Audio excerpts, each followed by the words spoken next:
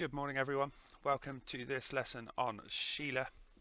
This is going to be a little mini run through of everything we need to know about this character, possibly in preparation for any sort of tests that you might have coming up in the future. So by the end of this video you'll know how Sheila develops as a character over the course of the play. You'll know that so that you can be extra confident in writing about her in any tests that you've got coming up. We're going to start with the opening stage directions. Now each of the slides with quotes on, I'm just going to tell you to pause for a second, maybe write down these quotes, maybe start thinking about what they tell you about those characters before you move on, and I give you a couple of ideas that you could write about. So pause the video now, take your time, have a think about these two.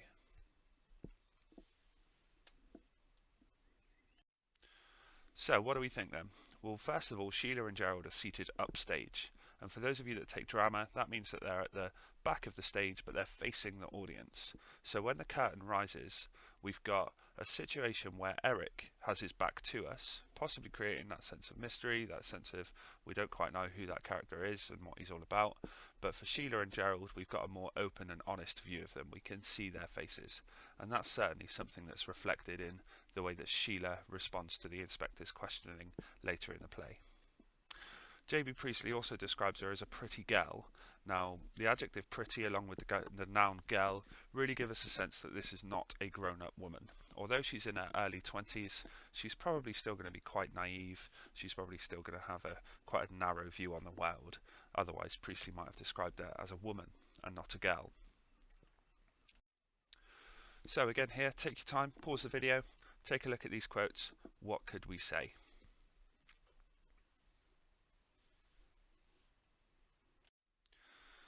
Now, I think we've all discussed in the past Sheila's mode of address towards her father, or daddy, as she calls him at the start of the play. Shows us that more of that childish, that maybe naive, immature perspective that Sheila has on the world. But then she starts to change. So when the inspector arrives, she starts to realise some things about herself and about her family that she might not have done before. She says these girls aren't cheap labour, they're people. That really big contrast there between the dehumanising cheap labour and the more humanising, more personal people at the end of her little line there. She fully admits to doing something really quite wrong to Eva Smith. She shows us how shallow, how superficial she's been in her treatment of others. She says that if Eva Smith had been a miserable, plain little creature, she wouldn't have done what she did. But because she was pretty, that's why she was so horrible to her in the shop. And it's interesting that Sheila uses that word pretty when it's been used about her in the stage directions at the start. Kind of hypocritical, don't you think? J.B. Priestley sets her up to be a character who feels quite a lot of guilt. She repeats the words never, I'll never do it again to anybody, to show you just how much guilt she feels about what she's done to Eva Smith already. She then starts to take a different view of her family. She talks to Gerald and she calls him her fool. Why you fool? He knows. Of course he knows. That's when the inspector starts to suspect that Gerald is involved in this as well. So she starts to see her family as maybe not quite as good as she thought she was at the start of the play. So, after each act, I'm going to show you a picture of this man. Now, this is J.B. Priestley. He wrote the play. And in any tests about this play, most of your comments need to refer back to what J.B. Priestley has done and why he might have done that. So you should know from your study of this play that J.B. Priestley wrote this in 1945, that he did so as a kind of message to society about the way that people should treat other people in the post-war period. He was a socialist, and that meant that he fought for equality for everyone. He wanted everyone in society to be looked after. So there's probably a pretty good reason why he introduces Sheila as a pretty girl. There's a pretty good reason why she's upstage and not downstage at the start of the play. Now it's your job to pause this video maybe, or take a few more notes and think about why he's done these things.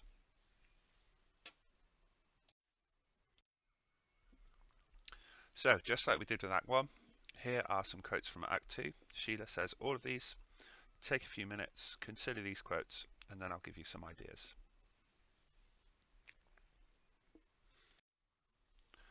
Sheila's actually the first person in the play to label what Eva Smith does as a suicide, except for the inspector. Mr. Banning calls her a wretched girl and says that he has nothing to do with it. Gerald seems to tiptoe around it. Eric tiptoes around it as well. Sheila seems to confront it head on. She committed suicide, plain and simple. That kind of shows you how much responsibility that she started to take by this stage in the play. She also sees and starts to use this image of a wall. So she sees herself as on one side of the wall between her and Eva Smith, and she doesn't want her family building that wall even higher. So when we go back to J.B. Priestley's messages about the gaps in society between rich and poor, about the idea of those who are much better off in society looking after those who are struggling, Sheila doesn't want the gap to get any bigger. She wants that wall to come down. And that's a really nice image to pick on there in terms of symbolising what J.B. Priestley was really trying to do in 1945. We can see Sheila start to grow up. She says to her family, "I'm not a child, don't forget, I have a right to know," when the inspector starts to question both her fiancé, her brother and her mum. She also starts to change the way she addresses her dad, calling him father instead of daddy, which shows quite a lot more maturity in her language. But, just like we said with Fool earlier on in Act 1, she's starting to see the hysterical or the quite mad nature of her family. She's starting to laugh at them because they simply won't accept responsibility for what they've done. And again here, back to J.B. Priestley. There is a reason why Sheila is the first person to see the truth of Eva's death. It's something to do with the fact that she's of the younger generation.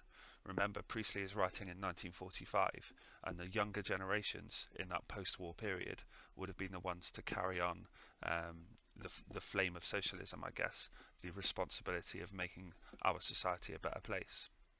There's a reason why Sheila does a lot of growing up in this play, that Priestley changes her mode of address from daddy to father, and there's a reason why J.B. Priestley gets her to laugh wildly.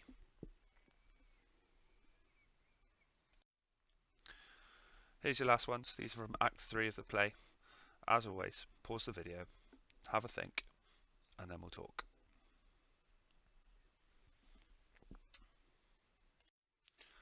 So I just wanted to pick out the stage directions from this particular section. Obviously that's another relevant method that you could pick on. J.B. Priestley uses the stage directions in a certain way. Here we've got this image of her really starting to distance herself from her family. She gets really quite angry at her family for the way that they've reacted to the death of Eva Smith. Flaring up is used twice in Act 3. This image of her as a building explosion. She might be ready to burst. She might be ready to lash out at her family. The word bitterly and tensely also tells us that there's that quite underlying, maybe hidden shame from Sheila towards the rest of her family.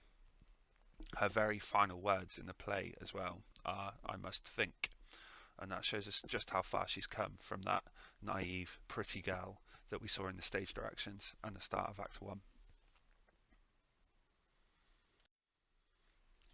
So for the final time, go back to J.B. Priestley, start thinking, what has he done with the character of Sheila?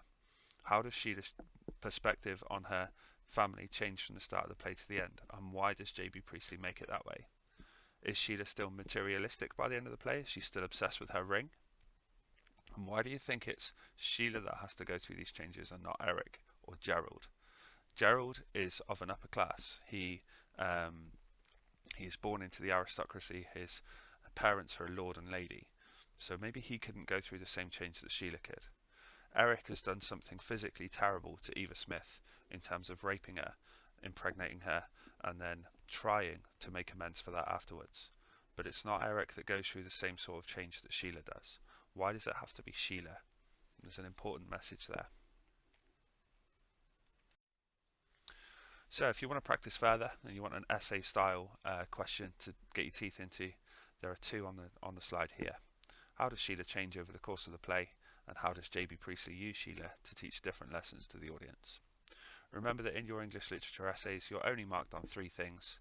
They are AO1, AO2 and AO3.